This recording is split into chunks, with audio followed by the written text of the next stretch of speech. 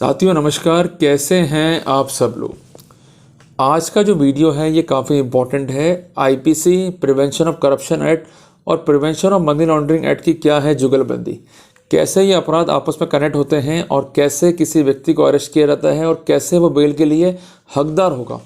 जिस कारण आज का जो मूड क्वेश्चन है डिस्कस का कि ईडी या इन्फोर्समेंट डायरेक्टरेट जो अरेस्ट करती है section 19 prevention of money laundering act के तहत, तो इसको लेके पावर्स क्या है उनके पास में और ये पावर कैसे एक्सरसाइज करनी चाहिए, इसको लेके गाइडिंग प्रिंसिपल्स क्या हैं और क्या कहता है रिसेंट जजमेंट में Punjab and Haryana high court, और कैसे स्ट्राइक किया ईडी पे और कैसे बेल मिली एक कंसर्न अक्यूज्ड को जो कि इन्वॉल्व था in the offence of IPC along with the offence under the prevention of corruption act. तो ये पूरा मामला हम समझेंगे स्टेप बाय स्टेप। तो एक कॉपी और एक पेन लेके बैठिए, जो कुछ बता रहा हूँ उसको नोट डाउन करते हुए चलिए। आज का वेबिनार काफ़ी इंपॉर्टेंट है, काफ़ी बात जो है आपको सिखाने वाला है। साथियों, जजमेंट जो है ये पंजाब हाई कोर्ट का है, रूप बंसल बनाम यूनियन ऑफ इंडिया, 31 अक्टूबर 2023 का ये जो है जजमेंट है। इस जजमेंट में सबसे पहले ये मेंशन किया गया कि जो जजमेंट ऑनरेबल सुप्रीम कोर्ट का है विजय चौधरी बनाम यूनियन ऑफ इंडिया का, जिसके तहत ये होल्ड किया गया है कि कोई भी ट्रांजेक्शन अगर प्रायर है टू द शेड्यूल ऑफेंस, तो क्या इस सिनेरियो में जो भी एलिस्ट प्रोसीड है क्या ये प्रोसीड ऑफ क्राइम कहलाएगा या किसी क्रिमिनल एक्टिविटी का आउटकम कहलाएगा। तो इस सिनेरियो को भी तय करना था कोर्ट को। दूसरी बात, जो रिमांड दिया है क्या वो रिमांड जस्टिफाइड है। तीसरी इंपॉर्टेंट बात, जो अरेस्ट है क्या वो section 19 prevention of money laundering act के तहत है या उसके वायलेशन में है। पांचवी बात या चौथी और पांचवी बात हम मिला के पढ़ रहे हैं इसको कि जो भी गाइडिंग प्रिंसिपल्स हैं अरेस्ट के सीआरपीसी में, वो प्रिंसिपल्स क्या है और उसका क्या एप्लीकेशन होगा। और इसी के साथ साथ एक बात ये पढ़नी है कि अगर ये बातें पॉजिटिव निकल के आती है कि उसके पक्ष में, तो पॉइंट नंबर 5 जो कि मैं दोनों क्वेरी को साथ मिला के पढ़ा रहा हूँ, तो उसके तहत क्या कंसर्न जो अक्यूज्ड है वो डिजर्व करता है to be released on bail immediately. Clear है साथियों। आपको एक बात जो है समझनी होगी कि जो prevention of money laundering act के मामले हैं उस सिनेरियो में जब भी ईडी कार्रवाई करती है तो वहां पर शेड्यूल ऑफेंस का होना आवश्यक है। अगर शेड्यूल ऑफेंस नहीं है तो वो डायरेक्टली इंटरवीन नहीं कर सकते हैं। इस मामले में क्या हुआ था कि जो शेड्यूल ऑफेंस थे वो कमिट किए गए और अल्टीमेटली जो लॉ इन्फोर्समेंट एजेंसी थी उनके द्वारा मुकदमे दर्ज किए गए। वो एजेंसी कौन कौन सी है? दिल्ली पुलिस, हरियाणा पुलिस और दिल्ली की है इकोनॉमिक ऑफेंस विंग, जिसको हम कहते हैं EOW। क्लियर हो गया। अब सेक्शंस क्या क्या है इसको लिख लीजिए आप। 120B IPC it says for criminal conspiracy. दूसरा है 420 of IPC it says for cheating. तीसरा है 467 of IPC it says regarding forgery of valuable security और बिल। चौथा है 471 ऑफ आईपीसी इट सेज कि आपने फॉर्ज डॉक्यूमेंट को एज जेन्युइन जो है वो यूज़ किया है। पर जो मेजर शेड्यूल ऑफेंस है वो है सेक्शन 467 ऑफ द आईपीसी। जिस सिनेरियो में जब ये बात मालूम पड़ी ईडी को तो उन्होंने इस मैटर को टेकअप किया और फाइनली इन लोगों ने ECIR जो है दर्ज करी और कंसर्न जो व्यक्ति थे कंसर्न कंपनी के उनको जो है आरोपी बना दिया और प्रोसीडिंग जो है इनिशिएट हुई सेक्शन 3/4 PML एक्ट के तहत। संपूर्ण प्रोसीडिंग में इन्होंने सर्च किया, उसके बाद जो कंसर्न आरोपी थे उनके विरुद्ध इस्तगासा जो है पेश कर दिया। इसके साथ साथ प्रॉपर्टी जो है अटैच हुई। इन द मीनवाइल क्या हुआ कि कुछ जो आरोपी थे ये सुप्रीम कोर्ट जो है चले गए। Ultimately they get the interim protection और उनको दूसरी ECIR में जो कि कंसर्न थी with the offence under section 7, 8, 11, 13 of the prevention of corruption act उनको सम्मन किया गया। जैसे वो फर्स्ट ECIR में तलब हुए उनको इस सेकंड ECIR का हवाला देते हुए अरेस्ट कर लिया गया। बिफोर मजिस्ट्रेट जो है इनको पेश किया गया, मजिस्ट्रेट में इनका रिमांड जो है वो दिया और अल्टीमेटली जुडिशियल कस्टडी को जो है अलाउ कर दिया।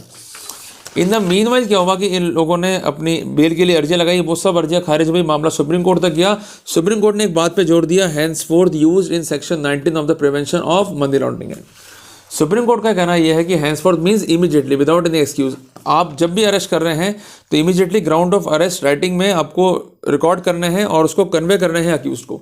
इसके साथ साथ आप किसी भी रूप में अक्यूज की राइट टू लाइफ और लिबर्टी से प्ले नहीं कर सकते हो। यह आर्टिकल 21 का अभिन्न अंग है। साथियों, यहाँ पर दूसरे जो अक्यूज थे उन्हें भी जो है अरेस्ट किया गया, उन्होंने भी जो है बेलें मूव करी। अल्टीमेटली बेल खारिज हुई, मामला हाईकोर्ट में गया। मामले में कुछ महत्वपूर्ण तर्क जो है रखे गए। सबसे पहला तर्क था सेक्शन 19 का कि जो मटेरियल ईडी के पोजीशन में है, कब्जे में है, उसके आधार पर कोई रीजन टू बिलीव है तभी जाकर ग्राउंड ऑफ अरेस्ट बनेगा। अगर रीजन टू बिलीव नहीं है तो in the routine manner, in the casual manner, just to satisfy their ego कि अरेस्ट जो है जरूरी है, अरेस्ट नहीं कर सकते। साथियों, सुप्रीम कोर्ट ने अनेकों ही जजमेंट में बार बार कहा है कि right to arrest is something different than the ground really required और justified to make the arrest. साथियों पावर्स होना, राइट होना एक अलग चीज़ है और ग्राउंड को जस्टिफाई करना एक अलग चीज़ है। देखो ये भी तो इंसान है, ये तो है नहीं कि ऊपर से आए आसमान से आए, इनको भी जो है पढ़ना पड़ेगा। बट सबसे हैरानी की बात है कि ईडी के अफसर तक सीआरपीसी को और सुप्रीम कोर्ट की गाइडलाइंस को फॉलो करने में कोई रुचि नहीं दिखाते हैं। ये बात बिल्कुल फैक्ट है और ये बात यहाँ देखी भी, और ये बात इसलिए आर्ग्यू भी की गई कि सेक्शन 19 में सबसे इंपॉर्टेंट बात यह कि they must have the reason to believe that the offence has been committed. Number 1 the offence is concern with the PMLA. Number 3 offence अगर फर्दर रोकना है कमिट होने से या इसके साक्ष्य को डिस्ट्रॉय होने से रोकना है तो रीजन टू बिलीव है कि हमें अरेस्ट करना पड़ेगा। अगर अरेस्ट नहीं करा तो ये सिनेरियो होगा अल्टीमेटली हमें ही परजुरी कॉज होने वाली, हमें मीन्स प्रोसिक्यूशन को। तो वहां पर इस तरह की बातों को लिखते हुए प्रैक्टिकल वे में जाकर जो है लिखना पड़ेगा कि अरेस्ट जो है जरूरी है। मियरली कि वो आंसर नहीं दे रहा है, मियरली वो नॉन कॉपरेट कर रहा है, it is not a ground कि वहाँ पर अरेस्ट जो है जस्टिफाइड है। अरेस्ट इस सिनेरियो में इम्परमिसेबल है। उनका एक ये भी कहना है कि जब ये मैटर ट्रायल कोर्ट में गया तो ट्रायल कोर्ट में हमने कई बिंदु रखे, तो ट्रायल कोर्ट ने हमारे एक भी बिंदु को जो है कंसिडर नहीं करा, सारे बिंदु खारिज करते हुए इन द रूटिंग मैनर जो है रिमांड जो है दे दिया। It shows the non application of mind by the court. और आपको मैं एक बात स्पष्ट कर दूं, इंद्रजीत सिंह यादव के मामले में ऑनरेबल सुप्रीम कोर्ट ने कहा है कि रीजंस देने पड़ेंगे और ऐसे रीजंस सपोर्टेड होने चाहिए बाय द लीगल ग्राउंड्स। अगर वो नहीं है the order could not be set to be reason, it is liable to be set aside. सबसे इंपॉर्टेंट बात क्या है, हैंसफोर्थ वर्ड यूज है सेक्शन 19 में। ये क्या कहता है कि the ground of arrest should be conveyed immediately to the accused. अगर ऐसा नहीं किया जा रहा है तो ultimately you are going to infringe the basic right of the accused. और चौथी बात क्या है, अर्नब गोस्वामी का निर्णय, जहां पर क्या लिखा गया कि basic right is of bail not of jail. तो जब ऐसी बातें हैं तो अरेस्ट काहे करते हो जल्दबाजी में, सबसे इंपॉर्टेंट बात समझने की है। सबसे इंपॉर्टेंट बात साथियों यहाँ पर है कि पंकज बंसल के निर्णय का भी जो है हवाला दिया गया, पर उसको भी कंसेंट ट्रायल कोर्ट ने किसी भी रूप में जस्टिफाइड नहीं माना और उसको अप्लाई करने से मना कर दिया। तो उनका कहना यह था कि जो अप्रोच है वो टोटली बायस्ड है, साइक्लोस्टाइल्ड है और परवर्स है और उसको स्टैंड बाय नहीं कर सकते। यहाँ पर कोर्ट ने प्रोसीड ऑफ क्राइम पर, सेक्शन 19 पर, शेड्यूल ऑफेंस पर, इसके अलावा सेक्शन 45 जो कि concern with the bill, section 50 पर जो कि बात करता है पावर्स टू सबमन डॉक्यूमेंट, सेक्शन 62 पे जो कि बात करता है कि अगर कोई वॉयलेशंस हुए हैं रूल्स एंड रेगुलेशंस का, गलत रूप से सर्च किया गया है तो वहाँ पर ईडी जो है जिम्मेदार होगी। और इसके अलावा एप्लीकेबिलिटी कैसे होगी सीआरपीसी की पीएमएलए की प्रोसीडिंग पे, जिस सिनेरियो में सेक्शन 65 पीएमएलए एक्ट का जो है महत्वपूर्ण है, इस पर जो है जोर दिया।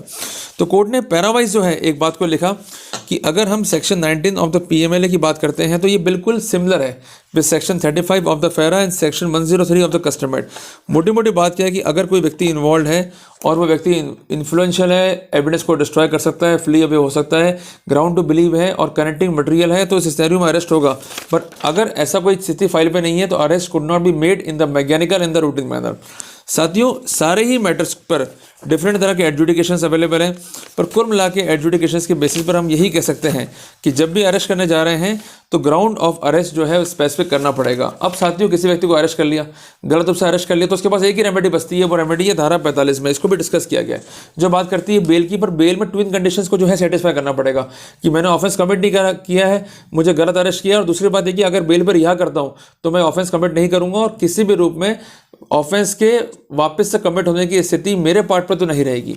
अगर ये ट्विन कंडीशन सेटिस्फाई नहीं होती है तो कोर्ट आपको अपेरेंटली बेल देने से मना कर सकता है। पर इन्होंने धारा 45 की जो पहली कंडीशन थी कि ऑफेंस कमिट नहीं हुआ है, इन द रूटीन मैनर जो है मुझे अरेस्ट किया गया है, इस बात पे जो है जोड़ दिया और सेक्शन 19 पे जो है खासकर जोड़ दिया। अब सेक्शन 19 क्या बोलता है कि अगर किसी मामले में जांच कर रही है ईडी, ऑथोराइज पर्सन है, वो ये मानते हैं कि जो मटेरियल उनके पोजीशन में है उससे रीजन टू बिलीव है कि ऑफेंस जो है कमिट हुआ है, तो उस सिनेरियो में वो कंसर्न व्यक्ति को अरेस्ट कर सकते हैं। बट ऐसा करना आवश्यक नहीं है, पर जब अरेस्ट करेंगे तो ये उस व्यक्ति को ग्राउंड ऑफ अरेस्ट जो है इमीडिएटली फॉरवर्ड करेंगे, उसे संबंधित मजिस्ट्रेट के सामने फॉरवर्ड करेंगे। अगर ऐसा नहीं करते हैं तो ultimately they are going to play with the right and liberty of the concern accused. ये स्पेसिफिक किया गया है जजमेंट के अंदर।